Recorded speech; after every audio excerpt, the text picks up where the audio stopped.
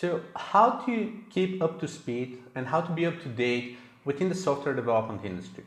Now, one of the questions we ask at interviews is, what do you tend to read after business hours? Or what do you do over weekends? Or do you work on some pet projects? Are you a member of a community? Are you a volunteer somewhere? And to be honest, probably 80% of the applicants say no, or I read Facebook, scrolling to YouTube videos and 9gag. And even if you follow up, like, is it something educational? Like, are you watching cat videos or action trailers or stand-up comedy? Which again, it isn't bad per se. It's more about the fact that we really need people who stay up to date, people who are hungry for knowledge, people who are ready to really invest in learning more about the industry as compared to actually staying wherever they are at their industry. And I've even seen developers with over 10 years of experience who are more or less as experienced as someone with a year and a half of actual practical expertise, in addition to their own pet projects and other alternatives they're involved with. It may sound pretty weird, but if you're doing the same thing in a very traditional, repetitive show over and over and over again, you're practically learning nothing. You really don't get the extra knowledge. So for people who are hesitant for that and are really wondering as to how they can make it work and how they can keep up to speed, I have a list of 13 things that you can use to be up to speed with software development. First one is community membership. I really advise being a member of a community. I've been a member of different communities, Java meetup groups, JavaScript meetups, PHP user groups, now the WordPress community for the past few years. I'm also a member of some marketing and business communities, and it really helps me be in touch with other people who are really passionate about the field and invest heavily in becoming the better version of themselves. Also helps you be up to speed with latest tools and services and stacks and news and everything else that happens in the industry. So that's definitely number one. Number two is a continuation of one, which is following trends. It means that you need to kind of read up and kind of consume all sort of knowledge for things that are happening in 2018, 2019, 2020, new tools, new services, new paradigms, new strategies, new concepts in the field. That's really important.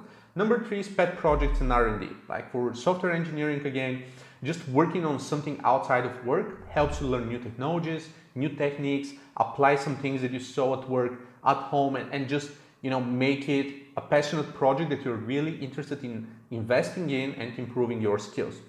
Four is blogs.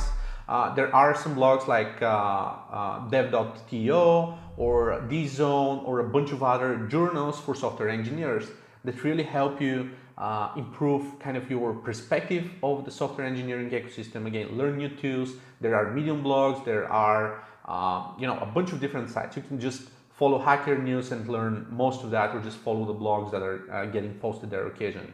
Five is podcasts. Real easy if you commute a lot. There are a bunch of software engineering podcasts.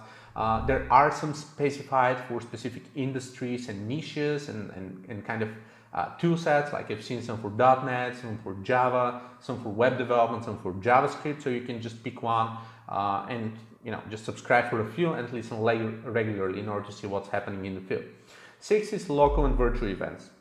That's not necessarily being a part of a community, or if you're a part of one community, you can still go to different events from different communities, right? Like as a PHP developer, you can go to a JavaScript community or DevOps community or something else that really improves your knowledge and gives you a different perspective. Also helps you meet other people. You can interact with them, see what they do for a living, see what tools they use, best practices, everything else pretty much in the field. Number seven is books. I've written a blog post a while ago about the difference between reading tutorials and reading books.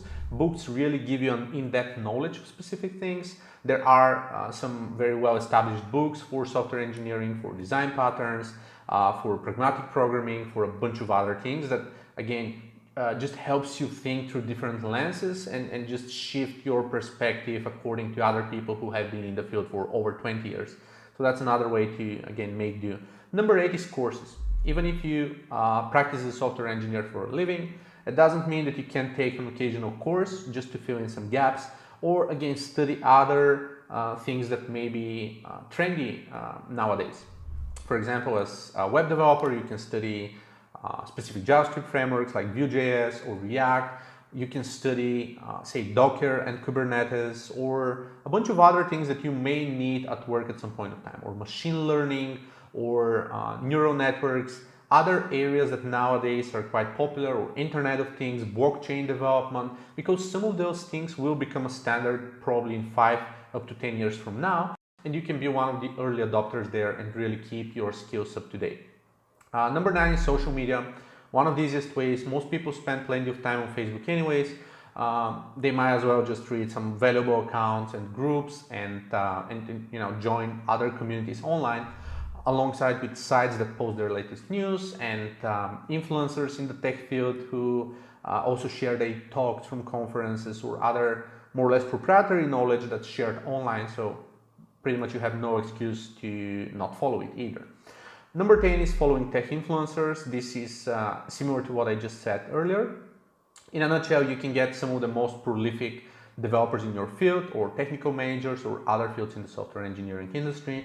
You can follow their blogs, social accounts, mediums, or wherever they go online. Some of them may have podcasts, some of them may have books, but just kind of, I'm not saying picking an idol or a guru and just saying that they know best, but it always helps having some form of direction from someone who's really established in the industry, and just follow everything that they do online and follow their path, follow their steps, see where they've started, and see what kind of, again, gaps you can fill in through just improving your own technical stack and your own perspective of the software engineering space. Number 11, especially for remote workers, is co-working places or co-working spaces or hacker spaces.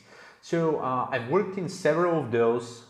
Sometimes it's a bit too loud and a bit too chaotic, but it really helps meeting other people who are also freelancers, consultants, remote workers who may have different perspectives of life. Or even if you do a full-time job, you can go over the weekends or after hours and again just meet other people and communicate with them and exchange thoughts and ideas and whatnot. And that leads me to number 12, which is actually colleagues. I'm really surprised how few developers actually touch base with their colleagues after work. Again, this is sometimes it's an isolated incident, sometimes it's common for a specific industry, but your colleagues, especially if you're happy with your work, you're investing in your knowledge, it's very likely that there are other people in your office who are also interested in dabbling with new software and working on pet projects. So it really makes sense just peering with them, chatting tech after hours, or just kind of participating in activities, going to conferences together, and just teaming up with them as a part of a kind of small network within the workplace, which is again pretty cool. And number 13 is QUORA. QUORA is a little bit more specific. It's one of my pet peeves. I really love QUORA, and QUORA is helpful for the mindset of engineers, because as an engineer you have your hard skills, which is basically your programming skills, but you also have your soft skills, which is working in a team environment, progressing from a junior to mid-level to senior software engineer, then picking a path between technical project manager or a consultant, team lead, architect, VP of engineering. And there are lots of qualified people who tend to write a lot about politics in the workspace, or code reviews, peer work, pet projects, and a bunch of other activities that are extremely interesting. Of course, you can supplement all of that with some Slack communities, forums of web development, specific subreddits, because again, lots of geeks on Reddit as well, Hacker News as I've mentioned, Stack Overflow of course, but just there are plenty of ways to be up to date with what's happening in modern development and modern software engineering, and just relying on the job to keep you updated and to just give you everything during the working hours is sometimes counterproductive.